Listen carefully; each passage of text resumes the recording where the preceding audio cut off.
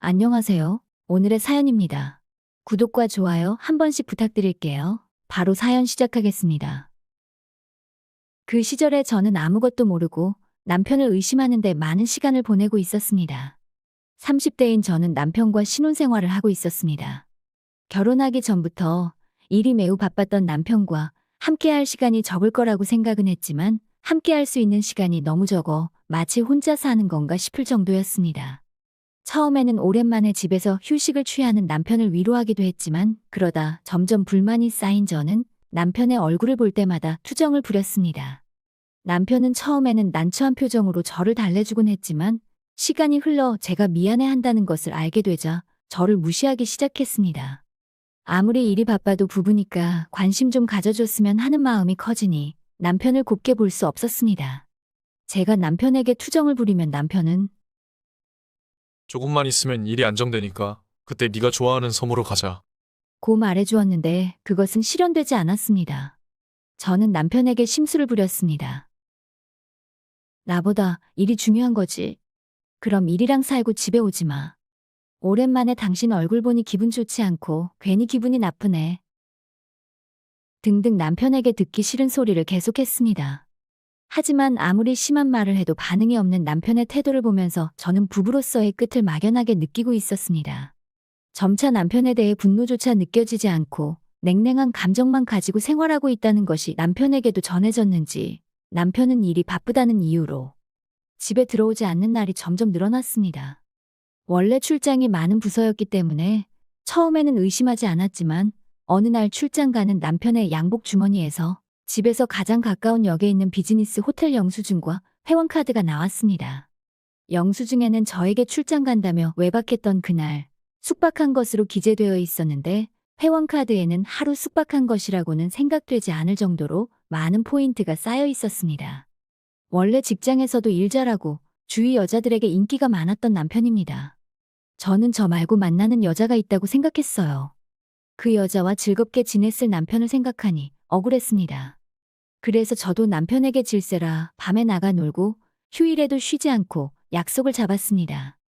한동안은 재밌게 놀았지만 이내 완전히 지쳐버렸습니다. 겉으론 웃고 있지만 진심으로 즐길 수 없는 저 자신을 보자 화가 치밀었습니다. 이제 서로 자유로워지는 게 나을지도 몰라. 이런 생각이 들기도 했습니다. 남편은 이미 집에 잘 들어오지도 않았고 차라리 남편이 저 말고 다른 사람과 더 행복할 거라면 보내줘야겠다는 생각을 했습니다. 이제 각자 갈 길을 갈 때가 된 것이죠. 하지만 정말 사랑했었던 남편입니다. 이혼을 말하기까지는 저에게도 상당한 용기가 필요했습니다. 게다가 정말 끝낼 수밖에 없는 걸까? 라고 고민하는 마음도 있었습니다.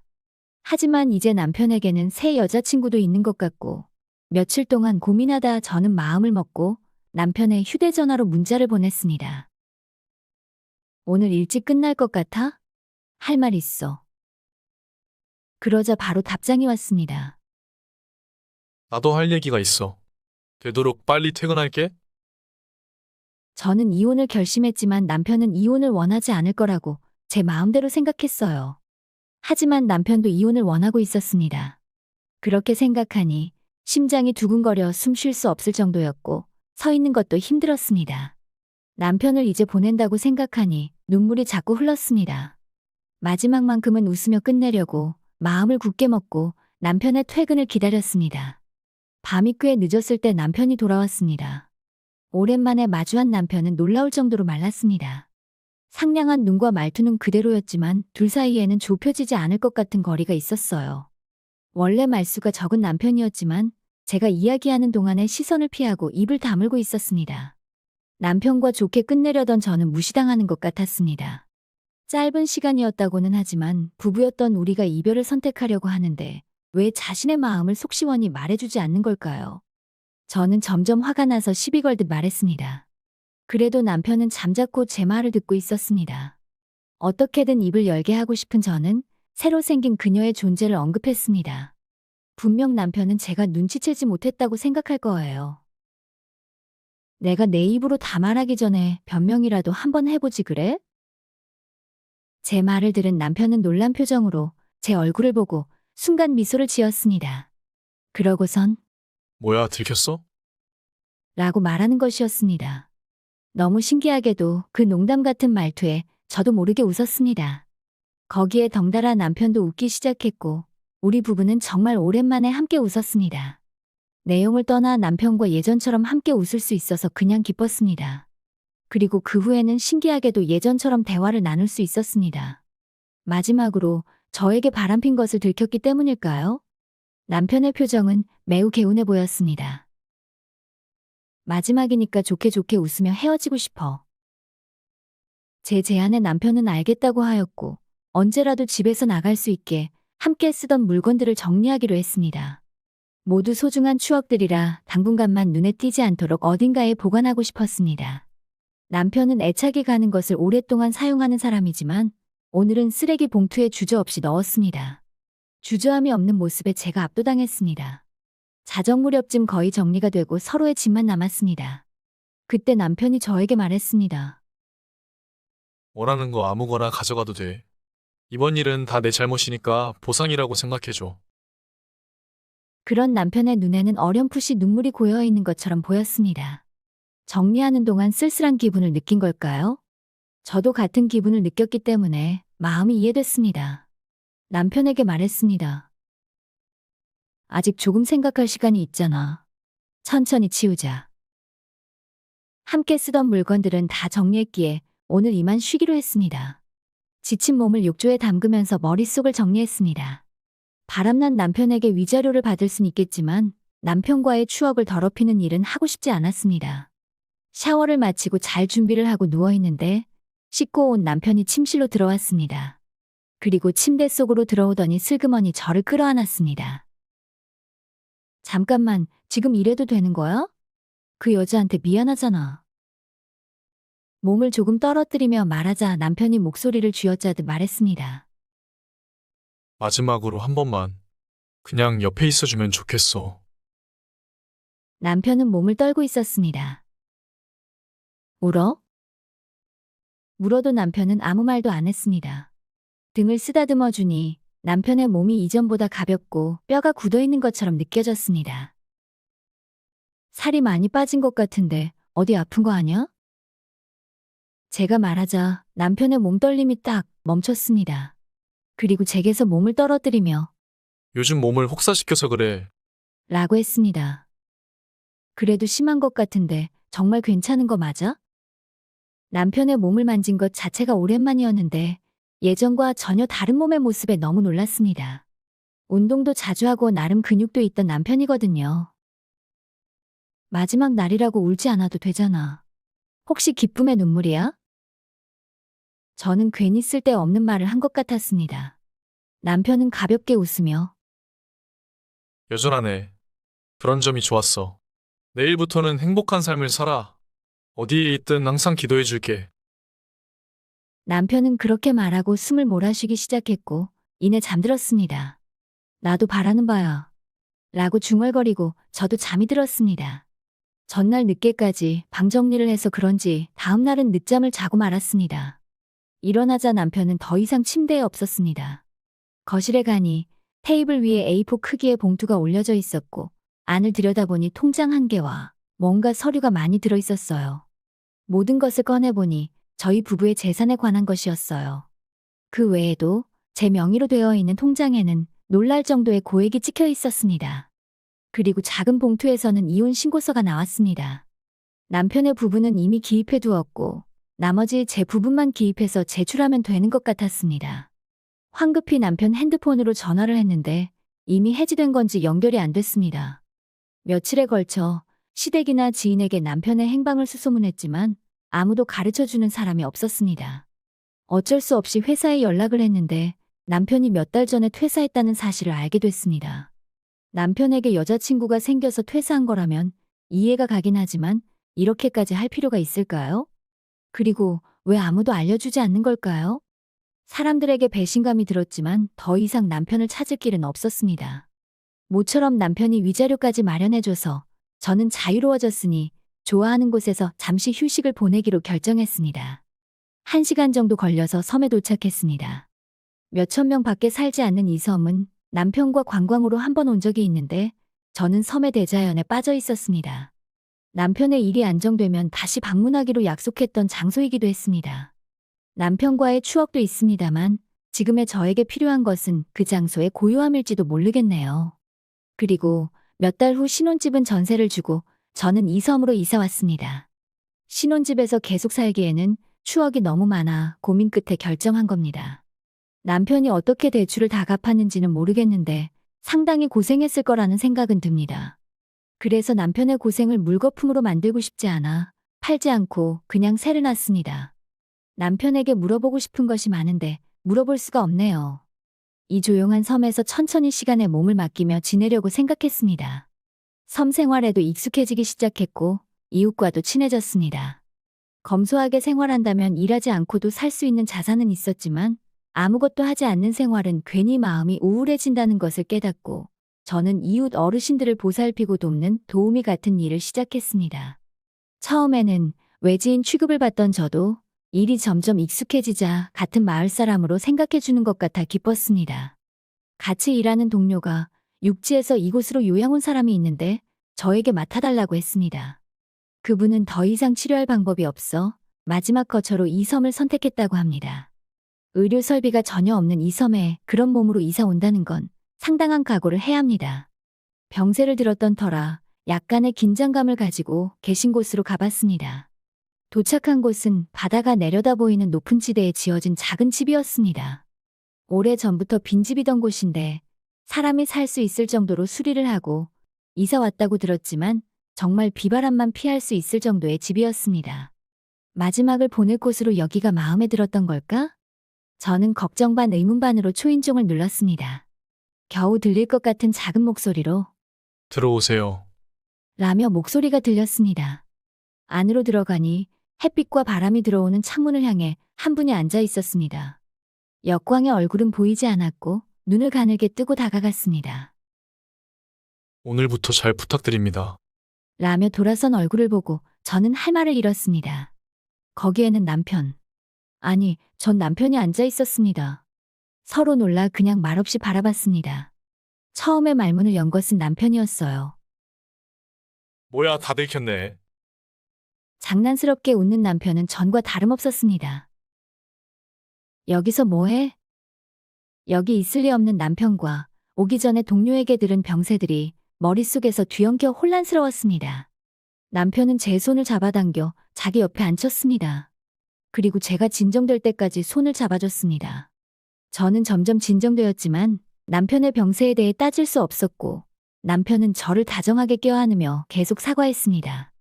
남편에게 할 말도 생각나지 않고 그대로 앉아있는데 현관 앞에서 누군가 노크하는 소리가 들렸습니다.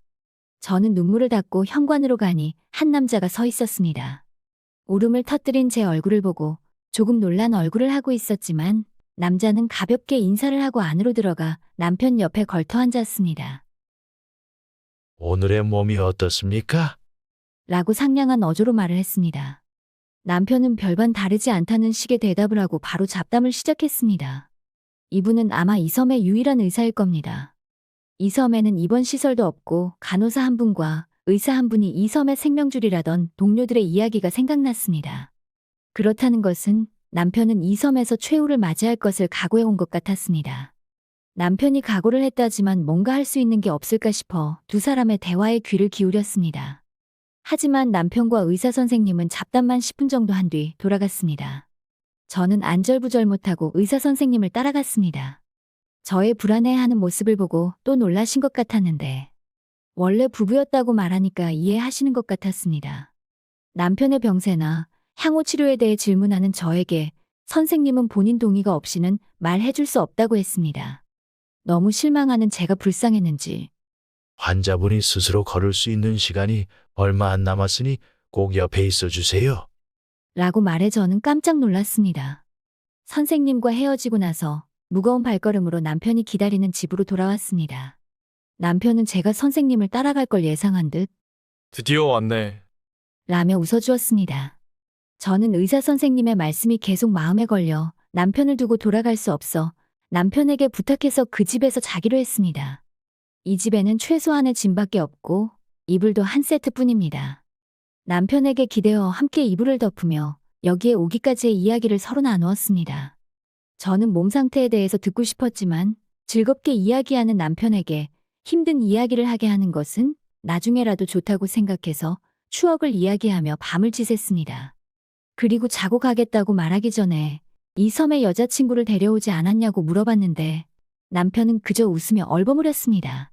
아마도 말없이 올 수밖에 없었던 이유가 있을지도 모릅니다. 다음 날에 직장의 사정을 이야기하고 잠시 휴가를 받았습니다. 살 날이 얼마나 남았는지 모르는 남편과 함께 보내고 싶었습니다. 혼자선 많이 걷지 못하는 남편을 휠체어에 태우고 섬 여러 곳을 둘러봤습니다. 지난 추억의 장소나 처음 가보는 장소 보여주고 싶었던 경치입니다. 대화를 하지 않아도 그저 함께 있는 것만으로 행복이 느껴졌습니다. 함께 살 때도 이런 시간이 있었으면 좋았을 텐데. 저는 이혼해도 좋아하는 마음은 어쩔 수 없다는 것을 깨달았습니다. 근데 이제 와서는 어쩔 수 없는 일입니다. 남편에게 괜히 혼란만 가져올 뿐일 거라 이대로 우정에 가까운 관계로 곁에 있게 해주길 바랬습니다. 즐거운 나날을 보내고 있던 것도 잠시 남편의 병세는 점점 심해졌습니다. 기대하고 있던 외출도 산책도 할 수 없을 정도로 체력이 떨어졌습니다. 일상생활조차 어려워지면서 꾸벅꾸벅 잠드는 경우도 많아졌습니다. 의사 선생님은 매일 방문해 주셨는데 통증이 없는 것은 행운이고 이건 자연스러운 일이라고 합니다. 벌써 남편과의 이별이 와버리다니 슬펐습니다. 저는 언제 눈을 뜰지 모르는 남편이 일어났을 때 외롭지 않도록 남편 곁을 한시도 떠나지 않고 간병을 했습니다.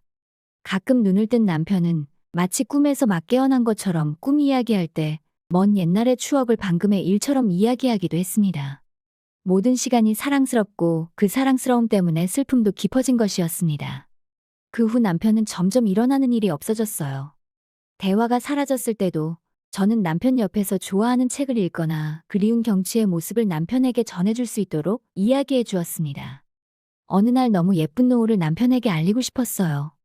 남편의 손을 잡으면서 이야기를 하려고 할 때 남편의 손이 차가워지고 있는 것을 느꼈습니다. 호흡 간격도 벌어지고 가슴이 불안정하게 위아래로 움직였습니다. 황급히 선생님한테 전화하니까 바로 와주신다고 했습니다. 어쩔 수 없는 상황에 가슴을 쥐어뜯는 듯한 생각이 들면서 저는 선생님의 도착을 기다렸습니다. 이 모든 게 실수였으면 좋겠고 선생님이 괜찮다고 말해줬으면 했습니다. 그러나 도착한 선생님은 진찰을 한 뒤 벌써 혈압도 많이 내려가고 있습니다. 조용히 맞이할 수 있게 해드리죠. 환자분은 아내분이 옆에 있어주기를 바랄 테니 저는 잠시 자리를 비켜드릴게요. 무슨 일 있으면 바로 올 테니까 안심하고 옆에 있어주세요. 선생님은 저에게 말한 뒤 남편에게 작별 인사를 하고 밖으로 나갔습니다. 이런 순간이 올 줄은 알았지만 정말 괴롭습니다. 당신을 만나서 나는 행복했어요. 어려움도 있었지만 사실은 당신을 사랑해요. 남편의 귓가에 남편의 손을 잡으며 속삭이듯 말했습니다. 그러자 남편의 손이 희미하게 저를 움켜쥔 것입니다. 의학적으로는 있을 수 없는 일인 것 같지만 저는 확실히 느꼈습니다. 곧 남편은 마지막 숨을 내뱉고 조용히 하늘로 갔습니다. 눈물은 멈추지 않았지만 남편의 마지막을 함께 할 수 있어서 기뻤습니다. 남편이 죽고 나서 화장까지는 허겁지겁 일이 진행되어 바빠서 슬픔에 잠길 시간이 없었습니다. 남편의 유품을 정리하고 나서 집에 돌아왔을 때 우편물이 산더미처럼 쌓여 있는 것을 깨달았습니다. 하나하나 보다 보니 그리운 글씨체를 발견하고 저는 눈을 부릅떴습니다. 거기에는 수십 통에 걸친 남편의 편지가 있었습니다. 남편의 편지는 우리가 다시 만난 날부터 시작되었습니다. 남편은 재회에 대한 희미한 기대를 가지고 이곳으로 이사한 것 같은데 설마 정말 만날 수 있으리라고는 생각하지 못했던 것 같습니다. 남편은 놀랐지만 기쁜 마음을 들키지 않는 것이 힘들었다고 적혀 있었습니다. 남편다운 웃긴 글귀에 저도 모르게 미소가 지어졌습니다. 게다가 남편이 그렇게 생각해 준 것이 저에게는 최고의 말이었어요.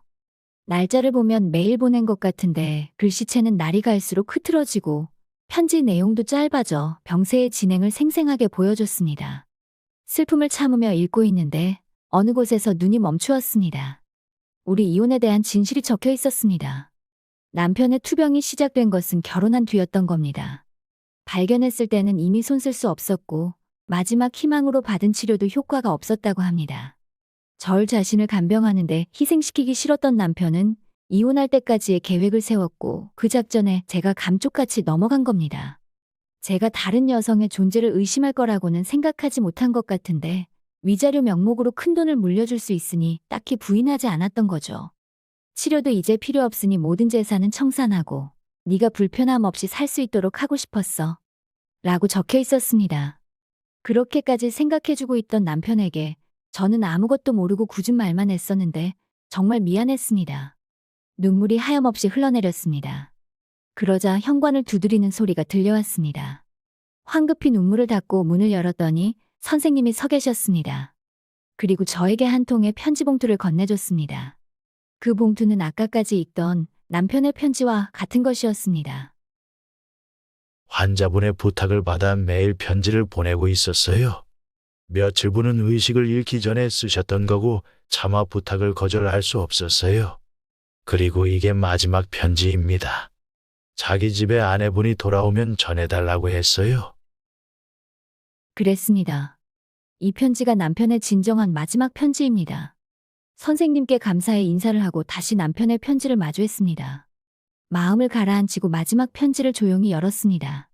거기에는 연하긴 했지만 고마워, 사랑해 라고 분명히 적혀 있었습니다. 멀리 돌아갔지만 우리의 마음은 연결되어 있었습니다. 나도 사랑해 말하고 보니 남편 영정사진의 입꼬리가 조금 웃은 것 같았습니다. 남편이 죽은 지 수십 년이 지났지만 저는 아직 이 섬에 살고 있습니다. 이제는 섬의 주민으로서 살고 있어요. 이 섬에서 평생 살겠다고 다짐한 날, 남편이 마지막을 보냈던 집 바로 옆에 무덤을 지었습니다. 남편이 항상 바라보던 경치를 지금도 즐기고 있을 것입니다.